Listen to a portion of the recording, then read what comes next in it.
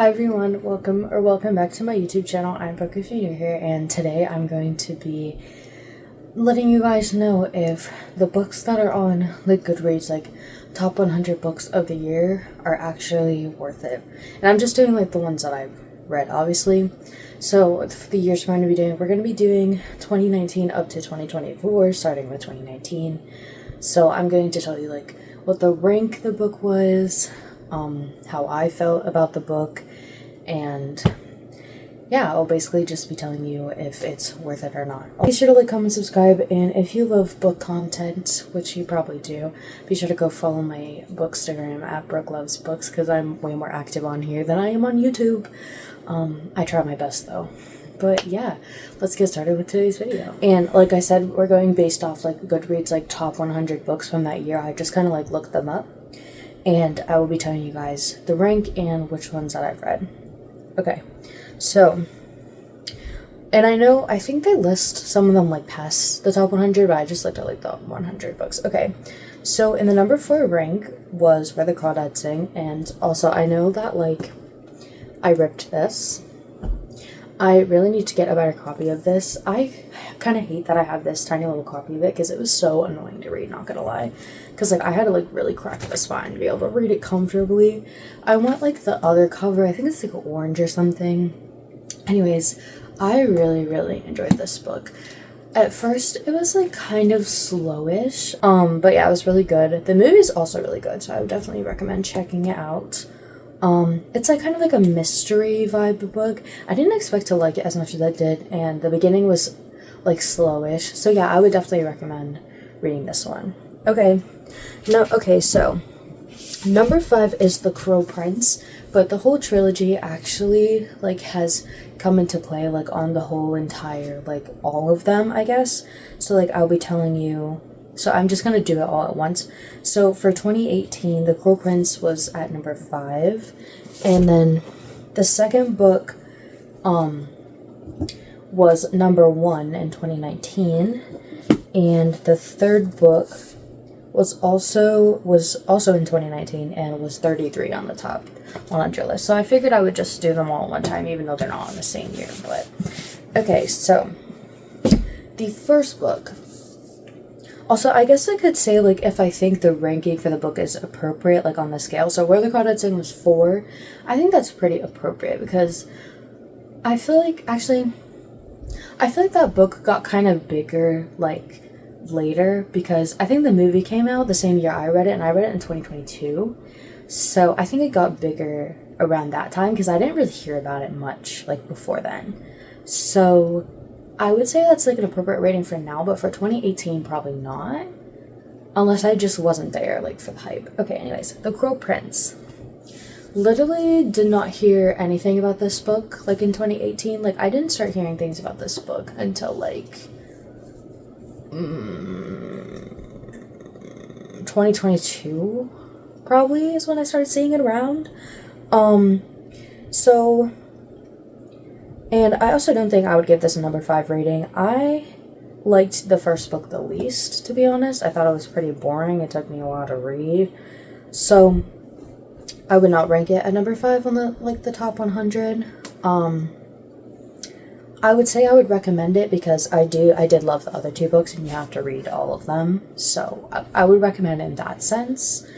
So if you don't like the first book of the Crow Prince series, please read The Wicked King before you decide to not continue on with the series, because I promise these 2 books are actually good.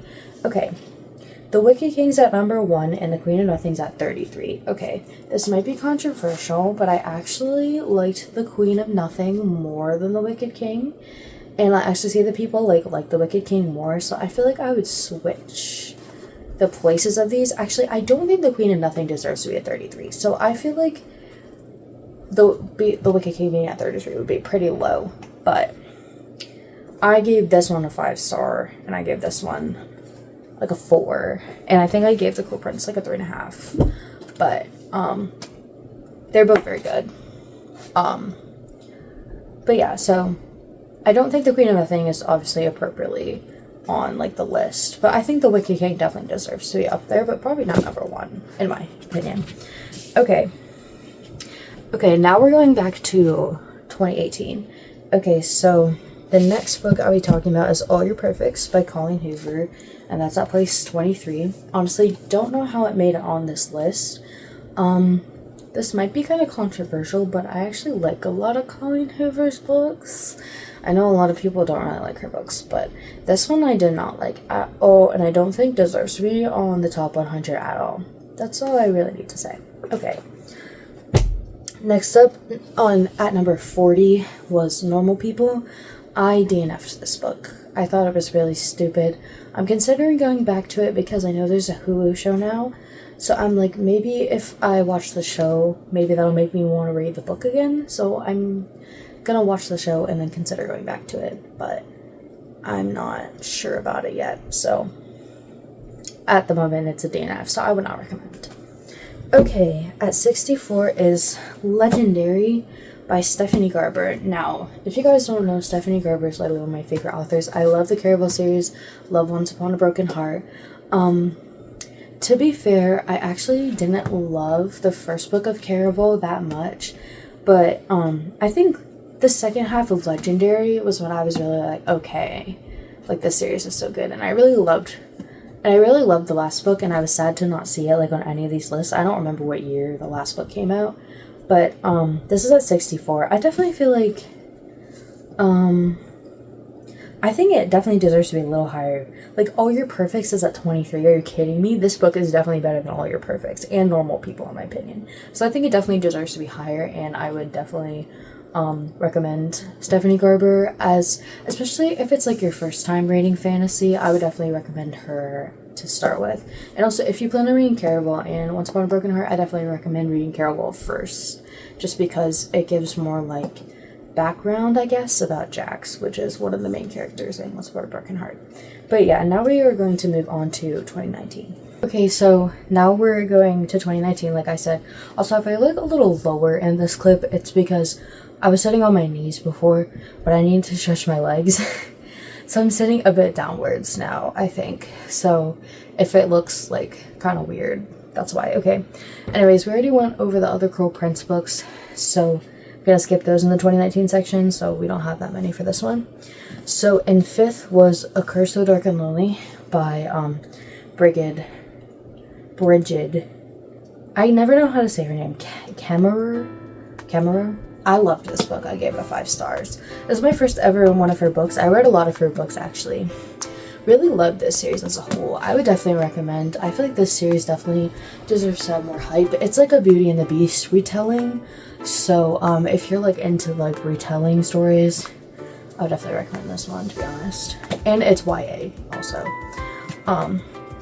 Okay. The Silent Patient, number 8.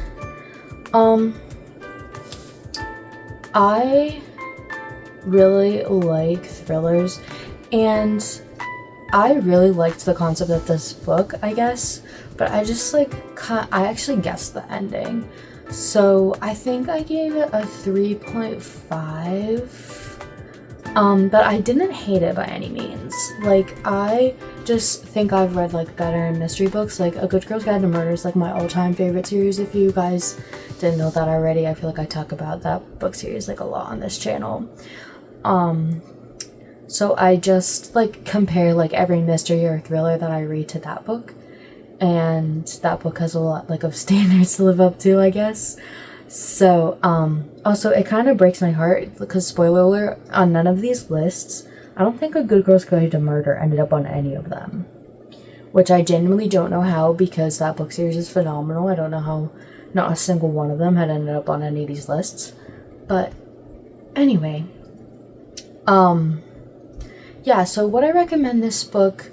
I'm going to say yes, even though I rated it low-ish. Like, I feel like it's still a good book, but I've just read better thrillers, I guess.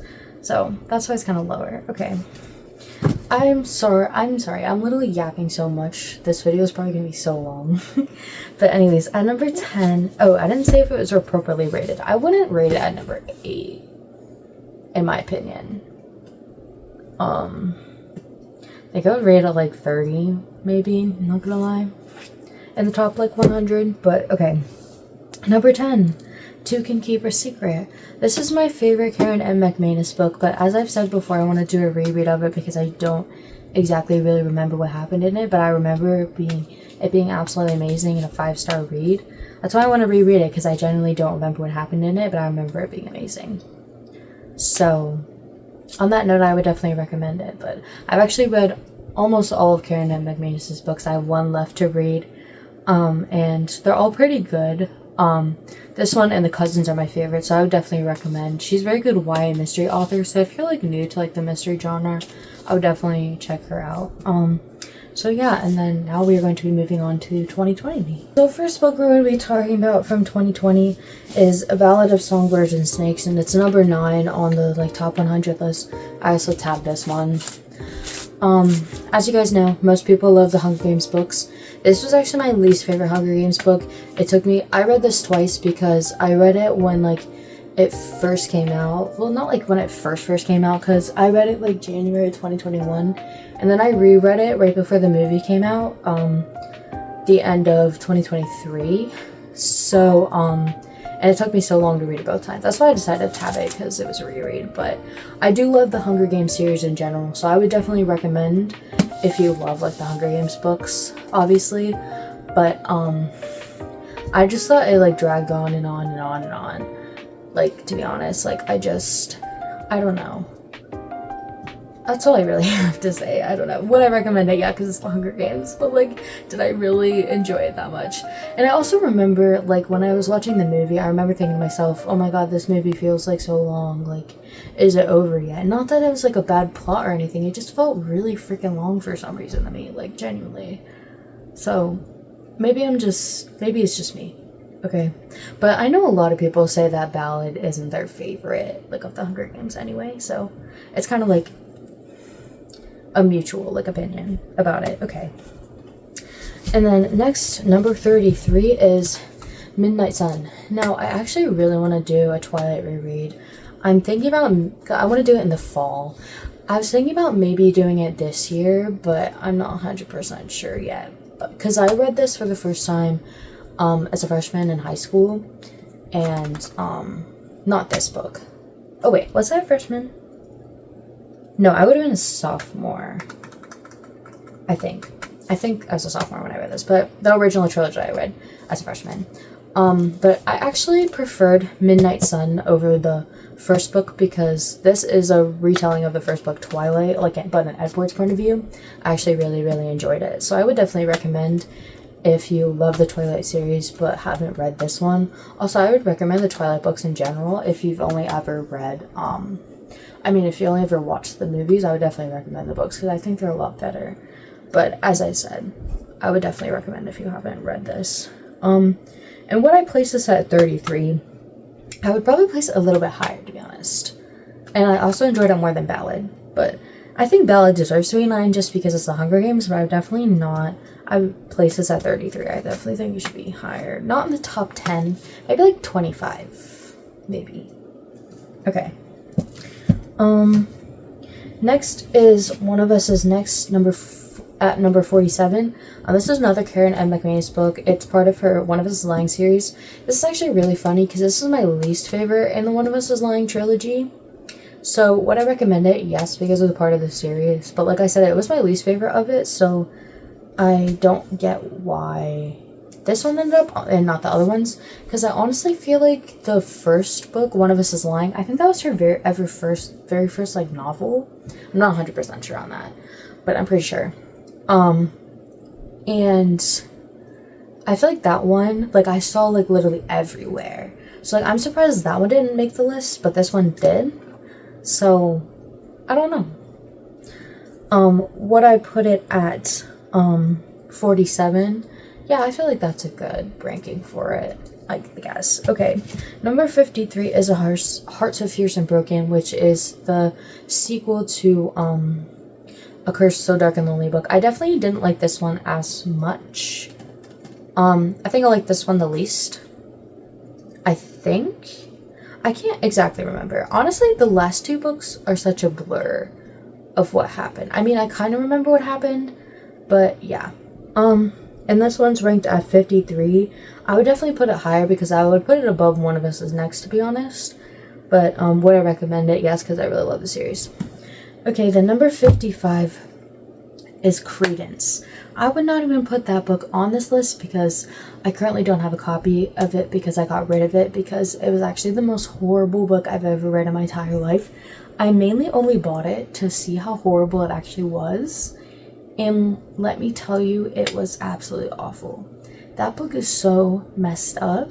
I could probably go on a rant about that book. There's probably so many rants online about that book. Like, don't read it. Just don't. It's so bad. It's so bad. Okay, that's all I have to say. So it should not even be on the top 100 list. Okay, and now we're going on to 2021, which I only have 2 books for this section. 21, starting off at number 5, we have The Love Hypothesis. I love Ali Hazelwood. She is one of my favorite authors. This is the first book I ever read by her. I think I read it at this. Maybe I did read it in 2021. I don't think so, actually. I think I read it in the start of 2022. I believe. Why is there this sticker on it? Also, like, my cover is, like, all dirty for some reason. I don't know. I really did like this book. This was, like, my intro to, like, fake dating. And this is the book that made me realize that I really love fake dating. It's one of my favorite tropes now. But, I know this book kind of gets hated on a lot. But I really loved it, in my opinion. Deserved to be 5. I'd say maybe. I feel like this book was really big at that time, so I would say yes, it deserved to be 5, like, at the time. So, and then the other book at number 75 was Rock, Paper, Scissors. I don't have it with me because I did not like the book, and usually if I don't like the book, I usually like, get rid of it. It's like a thriller type book. It just wasn't that good, in my opinion. Like, the ending was pretty good, I guess, but, like, I just got really bored, like, during it. Honestly, I should have just DNF'd it because it took me so long to read. But I pretty much refuse to DNF books, but I just didn't really like it. So that's all I have to say. Okay, now on to 2022. The next, like, 3 sections, 2022, 2023, and 2024, I have a lot of books for, so these will be longer sections. So let's begin. First book, this one's at number 4, is Reminders of Him by Colleen Hoover. I tabbed this one. Let me just say this. If you are going to crap on Colleen Hoover, read this book first and then tell me your opinion. I didn't think I was going to like this book based off how kind of vague the summary was, but this book was absolutely incredible. Okay, I loved this book a lot. And I think it actually does deserve to be at number 4. This might be controversial because I know a lot of people don't like Colleen Hoover, but I'm just saying this book is really good, okay? Don't judge me. Don't judge me. Okay, at number 12 we have Love on the Brain, another Ali Hazelwood book. I actually hear a lot of people say that they didn't really like this book, but I actually like this one even more than Love Hypothesis, so I definitely think it deserves to be at 12. Also, if you never read, like, an Ali Hazelwood book, they're all kind of, like, nerdy type books. Like, they're all, like, people that are, like, in STEM, which I think is pretty cool, in my opinion, so, yeah. Okay, at 18, we have Things We Never Got Over. Me, personally, I would not recommend the Knockaman series. It's literally so many pages, but, like, it's honestly not that good. I only really like the last book, which we'll get to, because I think it's on one of these lists, I believe. But the first and second one were such snoozevilles, and I just, like, didn't really enjoy them that much. I don't know if it's just, like, her writing style, or, like, the fact that the characters are, like, in their 30s and act like they're, like, my age, because I'm 20. Like, I don't know. I just didn't really enjoy the Knockaman series. And I honestly see, like, a lot of good things about this series, but I just didn't like it. I don't know. But the covers are really pretty. Okay. Next we have, at 22, The Ballad of Never After. This book deserves to be number 1. That is all I need to say. This is part of the Once Upon a Broken Heart series by Stephanie Garber. As I said, I was raving about Stephanie Garber earlier. This book is absolutely incredible. It deserves to be number 1, and that's all that needs to be said. Okay, number 35, It Starts With Us. I loved this book at the time that I read it, but now I don't think I would rate it that high on the scale, to be honest. And it really was an okay book, in my opinion. But like, at the time, I know this is gonna sound crazy, I rated it 5 stars when I first read it. Because I think I did first read it in 2022, actually. I think. But like, looking back, it really was just an okay book. But, so would I recommend it? I mean, I feel like everyone's read It Ends With Us at this point, so I mean, yeah, go for it, I guess. Just to be like everyone else, I guess. But, yeah. I enjoyed It Ends With Us more, I should say. Okay, at 37, we have Twisted Hate.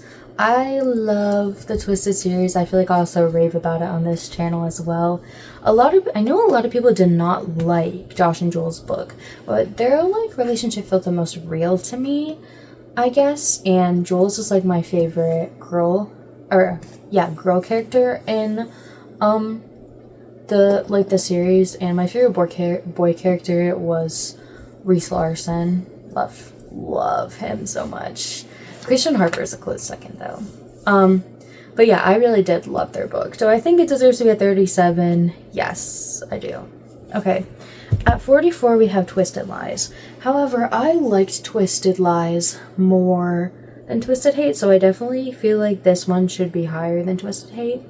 I feel like this one should be in, like, the top 10s, to be honest. Also, Twisted Games was my favorite of the series, and it didn't even make it on any of this list, so I'm actually mind blown. But Twisted Lies was my second favorite. And this one's also fake dating, too, and that's like one of my favorite tropes. But yeah, if I could go back and read this series again for the first time, I would. And I literally just read it for the first time last year, but it was so good. I'm telling you, it was so good, okay? Okay. And then at 92, we have Icebreaker. I tabbed this one.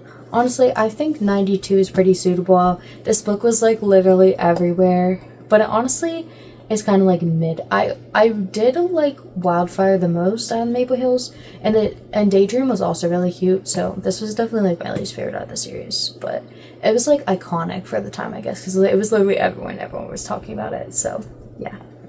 Okay, now on to 2023. Okay, in second place was A Happy Place by Emily Henry. This is my first ever Emily Henry book, okay? And I read this last year. I thought it was okay.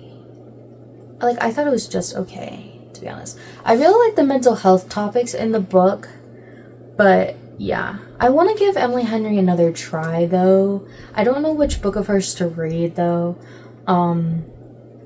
So let me know in the comments if you guys like Emily Henry, what other book of hers I should read. But I saw everyone raving about this, so I decided to read it, but I thought it was mediocre at best. So do I think it deserved to be a number 2? No. And would I recommend it? Probably not. That might be controversial, I'm sorry. Okay. At number 4 is Divine Rivals. See, I think Divine Rivals should be a number 2 because this series was fantastic. Both of the books were 5 stars. This is an amazing YA fantasy series. Would definitely recommend. Okay, at number 6 is Love Theoretically. And I don't have it with me because I did not enjoy the book that much. That's the only Ali Hazelwood, actually not the only one.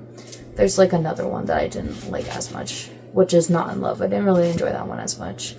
But anyways, Love Theoretically I liked the most out of the Ali Hazelwood books I read, which is kind of controversial because I see so many people enjoy that one, but I just didn't.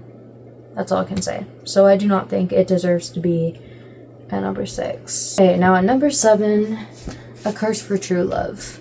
Also part of Once Upon a Broken Heart. As I said before, this is self-explanatory. Obviously this book is amazing. This book deserves to be at number 2 and not Happy Place. Stephanie Garber is just amazing at what she does, and this book is also amazing, so that's all I gotta say. Okay, number 20, The Final Offer. I love Lauren Asher. Do not let all these pages scare you. The Dreamland Billionaire series is amazing. Terms and Conditions and this one were both 5-star reads and like 2 of my favorite books. Would definitely recommend. Yeah, unlike the Knockabout series, all these pages is actually worth it, I promise. Okay. I told you we would get back to Things We Left Behind. This is number 25. I don't think it deserves to be at 25. I think it should be a little lower. But I did honestly really like this book compared to the other two. It honestly surprised me how much I liked it. It's like an enemies to lovers book, but it was definitely way better than the other two. I can say that. So I guess, like, you could technically buy this one as a standalone because it's just like an interconnected series. You don't really need to read like the whole thing. But if you want to, you could, but this book was pretty good in my opinion. So okay, and at 87 is Loath to Love You. It's just 3 little novellas that Ali Hazelwood wrote. I think it deserves to be at 87, to be honest. It like wasn't that good. I think my favorite one was the one where they got stuck in the elevator. I think that happened in one of them. Yeah, I think that was my favorite one. I can't exactly remember though, but it was alright. It was pretty good.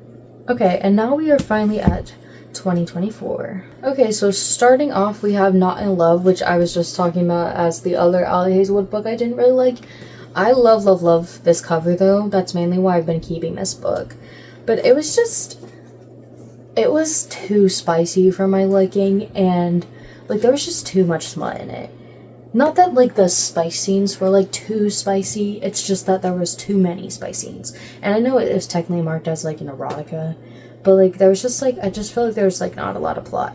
And the guy's point of view for some reason was written in third person, but the girl's wasn't, which I also found was really strange. So I don't think I would recommend this book, to be honest, but I love the cover a lot.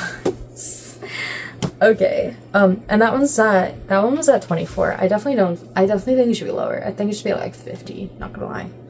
Okay, at 32 we have The Reappearance of Rachel Price. If you guys don't know, Holly Jackson is also one of my favorite authors. Would definitely recommend this book. As I said before, A Good Girl's Guide to Murder by her is like my favorite series.